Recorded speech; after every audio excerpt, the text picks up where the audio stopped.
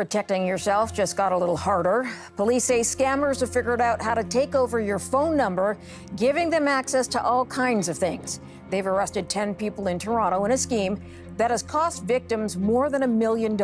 If you use text messages for security codes, you're sitting on a ticking time bomb. SIM swap attacks are draining bank accounts in minutes. Criminals call your carrier, convince them to transfer your number. Suddenly, every security code, banking, email, crypto goes straight to their phone, not yours. The worst part? Teenagers are doing this. It's being sold as a money glitch on social media. No hacking skills required. This isn't just about losing money. It's about losing your entire digital existence. Email, banking, identity, gone. Today I'm breaking down exactly how SIM swap works and the one setting on your phone that stops it cold. Stick around. That setting takes 30 seconds and most people don't know it exists. Let's break this down. The signal that means it's over. It starts with a minor annoyance. You are sitting at home, maybe watching TV or finishing up work. You pick up your phone to check a notification, but the message won't load. You look at the top corner of your screen. Where you usually see 4 bars of LTE or 5G, you see nothing. Or worse, you see a tiny symbol, SOS only, or no service. You naturally assume it's a network outage. You toggle airplane mode on and off. You restart your phone. You assume Verizon or T-Mobile is just having a bad day. You might even feel a moment of relief, a forced break from the digital world. But while you are staring at that loading wheel, rebooting your phone, your life is being dismantled. 3 states away, a 19-year-old sitting in a dark bedroom has just watched his phone light up. But it's not his service, it's yours. Your phone number now lives on his device. At 8:02 p.m., he opens the Chase banking app. He hits Forgot Password. At 8:03 p.m., Chase texts a 6-digit security code to your number. It doesn't go to your phone, it goes to his. He types it in. He creates a new password. He is in. At 8:05 p.m., he opens your Gmail. Forgot password. Google texts a code. He resets it. Now he controls your email. By 8:15 p.m., he has drained your checking account, liquidated your Coinbase crypto wallet, and is currently maxing out your credit cards at an online Apple store. You are still restarting your phone, wondering why the signal won't come back. This is the SIM swap. And for a 45-year-old architect from Seattle named Robert, this exact scenario cost him $240,000 in less than 40 minutes. Robert didn't click a suspicious link.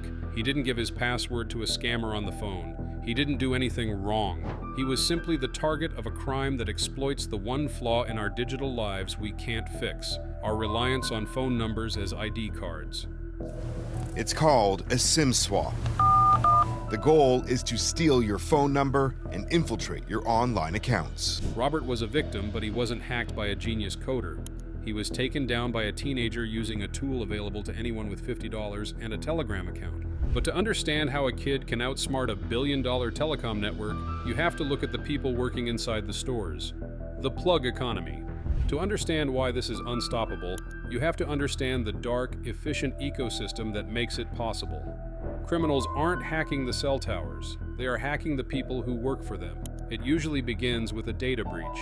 Your name, address, and phone number are likely already on the dark web from the T-Mobile breach, the AT&T breach, or the Ledger leak. Scammers buy leads, lists of people with high credit scores or known crypto holdings. They build a profile on you. They know your mother's maiden name. They know the street you grew up on. They know the make and model of your first car. Once they have your profile, they move to the plug. This is the part the cell carriers don't want you to know about. On Telegram, there are channels with thousands of members where criminals openly recruit plugs. A plug is a low-level employee at a mobile carrier store, Verizon, AT&T, T-Mobile, who is willing to betray their customers for cash. The offer is simple. The criminal sends a phone number and a new SIM card ID. They offer the employee $500 in Bitcoin to swap them. The employee, maybe a college kid making minimum wage, sees an opportunity to make a month's rent in 30 seconds. They log into the carrier's internal system. They bypass the security questions because they are the ones authorized to verify you. They enter the scammer's SIM card number. They hit save. Here's how it works. A criminal contacts your mobile phone provider and convinces them to switch your phone number to a new SIM card, which they control. This gives them access to all of your text messages, phone calls, and any accounts that use your phone number for verification. Done. There is no hacking. There is no code breaking. It is a digital bribe. The employee wipes the security footage, pockets the crypto, and goes on their lunch break. Meanwhile, your digital life has just been transferred to a burner phone in Miami. If they can't find a dirty insider, they use the method. This is the script they use to trick customer service. They call your carrier's support line. They play a recording of a baby crying in the background to create stress. They sound panicked, claiming they lost their phone and need to activate an old one immediately for a medical emergency. The customer service rep, under pressure and wanting to help, might skip a security question. Or the scammer uses the data they bought to answer the security questions perfectly. The moment that rep hits enter, your phone goes dead, the scammer's phone goes live. While criminals use bribery and social engineering, there is a disturbing new trend where the attackers don't even need to be hardened criminals. They just need to be kids on TikTok looking for a glitch. If this information about the plug method is making you rethink your security, take a second and hit the like button. The scammer's goal is to keep you in the dark. Don't let them. Subscribe now and turn on notifications to ensure you're always one step ahead of the next digital threat. The glitch. That isn't a glitch right now. On TikTok and Instagram, you might see videos of teenagers flashing money, talking about a method or a glitch to get rich. They aren't talking about working a job, they are talking about SIM swapping. Criminal organizations are recruiting young people, kids, to do the dirty work. They sell them SIM swapping kits or Bible guides for $50. These guides teach them how to find victims, how to talk to carrier reps, and how to drain accounts. They frame it as a glitch in the system. Just trick the carrier, get the number, get the money. They don't tell these kids that they are committing federal wire fraud. They don't tell them that the FBI is tracking the crypto wallets. They treat it like a video game. But the victims are real families losing their life savings. The recruitment is aggressive. They post screenshots of bank balances on Instagram stories.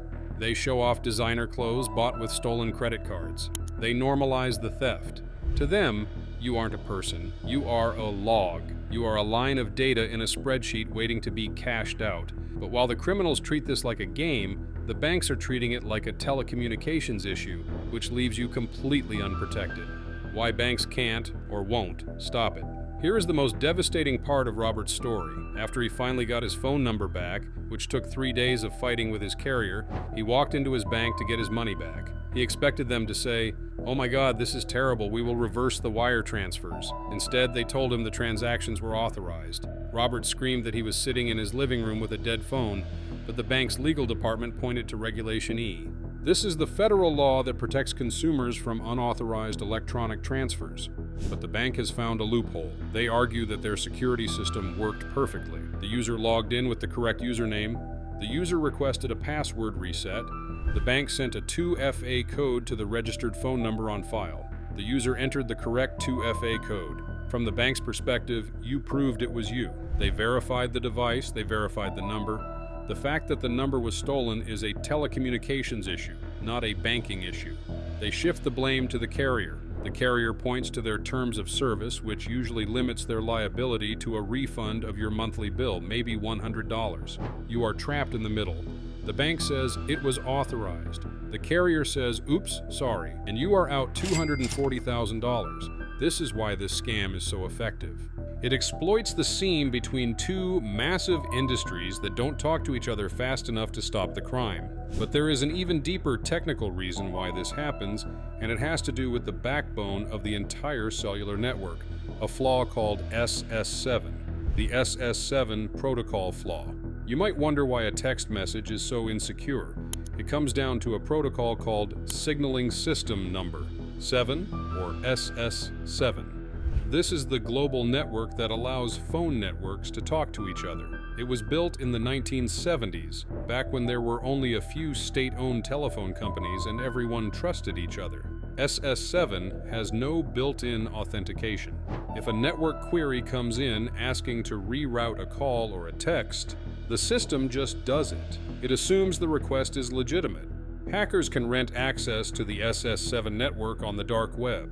With that access, they don't even need to call customer service or bribe an employee. They can simply tell the network, "Hey, this phone number is now roaming in Russia. Send all text messages there." And the network obeys. You could be sitting in New York with full bars, but your text messages, including your banking codes, are being intercepted and routed to a laptop in Moscow. This is a man-in-the-middle attack on a global scale.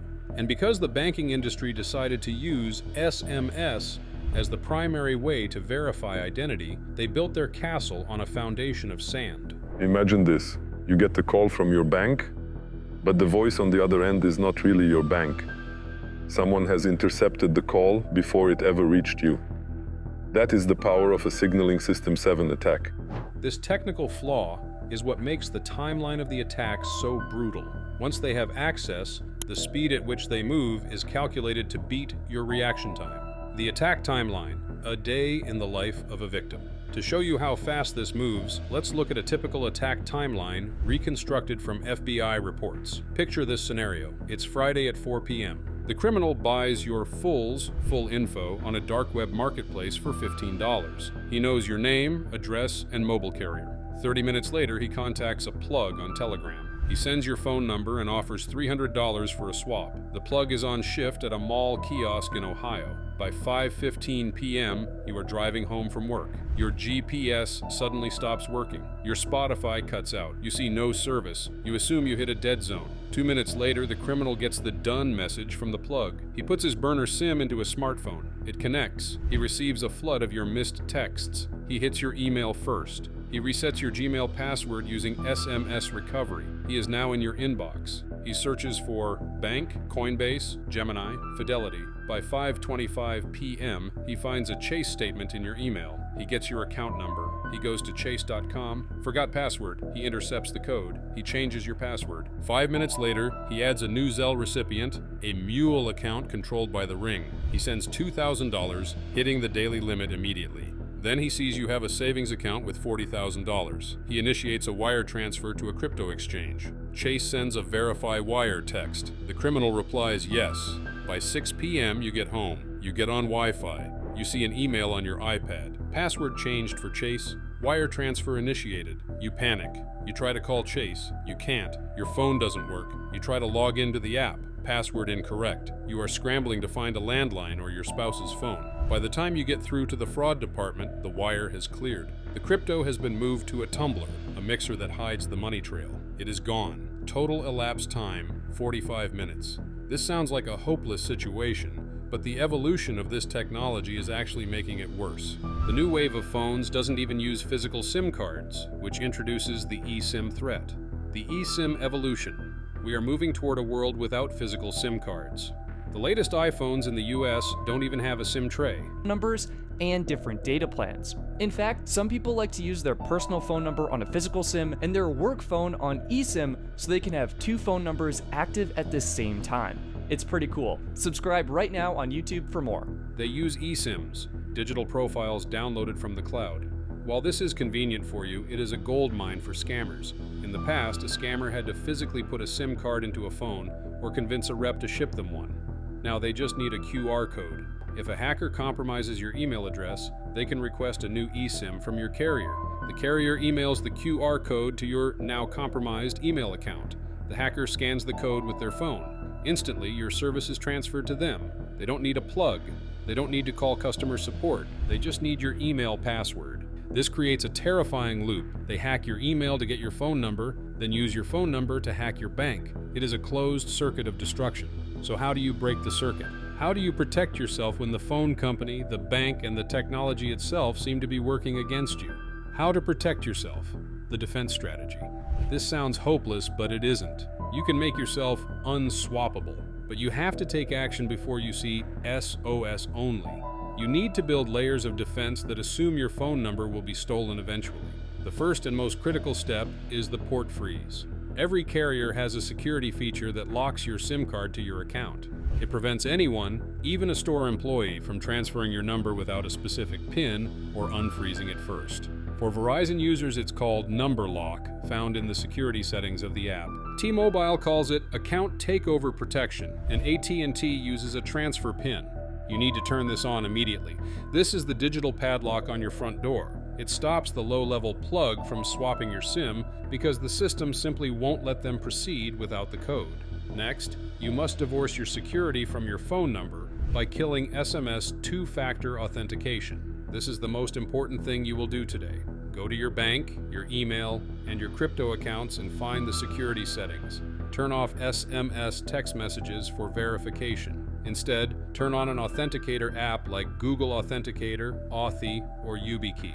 Because an authenticator app generates codes locally on your device, a hacker who steals your phone number still cannot see the codes. They can have your number, they can get your texts, but they cannot get into your bank because the code lives on the hardware of your phone, not in the cloud. If a website forces you to use SMS, and some banks are notoriously behind the times on this, set up a Google Voice number to receive those texts. Google Voice numbers are voice over IP, VoIP. They are not tied to a SIM card, they are tied to your Google account. A hacker cannot SIM swap a Google Voice number because there is no SIM to swap. As long as your Google account is secure, your banking texts are secure. You should also call your mobile carrier and ask to set up a verbal password or admin PIN on your account. Tell them to put a note on your file that says, "Do not process any SIM changes without verifying this PIN verbally." This acts as a roadblock for the social engineering scammer. When they call in with their crying baby recording, the rep will ask for the verbal password. When the scammer fails to provide it, the call ends. Finally, stop putting your real phone number on everything. Don't put it in your email signature, on Facebook, or give it to random websites. Use a secondary number for anything that isn't your close family and friends. The less your number is associated with your identity online, the harder it is for a hacker to build the profile they need to impersonate you. And always have a go-bag plan. Know exactly what to do if your phone dies. Do you have the bank's fraud number written down on a piece of paper in your desk drawer? Do you have a backup email address that isn't tied to your phone number for recovery? If you go into SOS mode, you need to be able to act in seconds, not minutes. The SIM swap is the ultimate modern crime because it turns your greatest convenience, your smartphone, into your greatest vulnerability. Banks are slowly waking up to this, but until adoption of better technology spreads, you are your own bank security. You are your own fraud department. If you have Verizon, AT&T, or T-Mobile, pause this video right now. Open your carrier's app. Check for number lock or port freeze. Turn it on. It takes 30 seconds. Recovering your life savings takes years. Don't be the next victim of the SOS-only nightmare.